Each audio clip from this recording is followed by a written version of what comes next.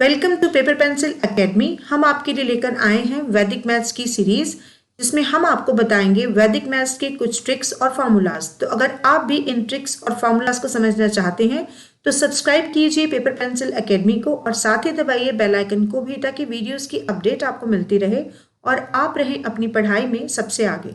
वैदिक मैथ्स की हमारी सीरीज में आज हम बात करेंगे multiplication of numbers with the series of ones, जिसके अंतर्गत हम आज आपको बताएंगे कि किसी 2 डिजिट के नंबर को आप 11 से कितनी जल्दी आसानी से और बिना गलती किए मल्टीप्लाई कर सकते हैं।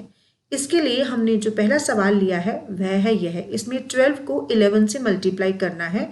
तो अगर आप इस मल्टीप्लिकेशन को ट्रेडिशनल मेथड से करते हैं तो आप कुछ इस तरह से स्टेप्स को फॉलो करके अपने आंसर तक पहुंचेंगे। लेकिन वहीं वैदिक मैथ हमें बताता है कि हम किस तरह से इस कैलकुलेशन को बहुत जल्दी निकाल सकते हैं।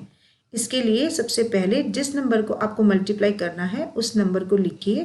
क्योंकि यह एक 2 डिजिट का नंबर है, इसीलिए इसकी दोनों डिजिट को फर्स्ट स्टेप के रूप में इस तरह से थोड़े से अंतर के बाद लिख दीजिए।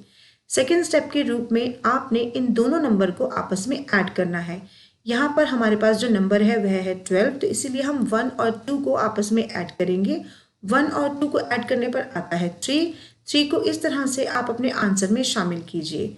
देखिए, आपका आंसर बिल्कुल ठीक है। ट्रेडिशनल मेथड से इस सम को निकालने पर भी यही आंसर आ रहा था। चलिए जल्दी से एक और एग्जाम्पल को देख लेते हैं। हमारा अगला एग्जाम्पल है 53 इंटू 11। यहाँ पे 53 को 11 से मल्टीप्लाई करना है। तो सबसे पहले हम 53 को लिखेंगे। अब इसकी फर्स्ट और लास्ट डिजिट को इस तरह से थोड़े से गैप के बाद लिख देंगे। सेकेंड स्टेप के रूप में हमने इन दोनों डिजिट्स को आपस में ऐड करना है। तो 5 और 3 को आपस में ऐड करने पर आता है 8। इस तरह से 8 को आंसर में लिख दीजिए। 583 आपका आंसर आपके सामने है। अब हम एक ऐसे सवाल को देखेंगे जिसमें हमें नंबर्स को कैरी करना होगा। इसके लिए हमने जो एग्जाम्पल लिया है वह है 65 इंटू 11। तो चलिए जल्दी से इस सवाल को भी समझ लेते हैं। यहाँ पर हमें 65 को 11 से मल्टीप्लाई करना है, तो हम 65 को लिखेंगे और उसके बाद 65 की दोनों डिजिट्स को आपस में इस तरह से थोड़े से गैप या अंतर के बाद लिख देंगे। सेकेंड स्टेप हमारा वही रहेगा कि हमें 6 और 5 को आपस में ऐड करना है। ऐड करने पर आएगा 11।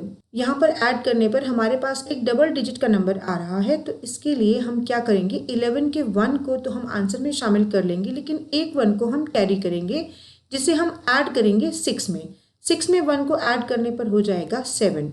ये है आपका आंसर आपके सामने। बिना प्रैक्टिस किए आप परफेक्शन नहीं पा सकते, तो जल्दी से इन सम्स की प्रैक्टिस कीजिए और वैदिक मैथ्स की इस ट्रिक को अपनाकर परफेक्शन पाइए। उम्मीद है आज का ये वीडियो आपके लिए हेल्पफुल रहा होगा। बने रहिए पेपर पेंसिल एकेडमी के साथ।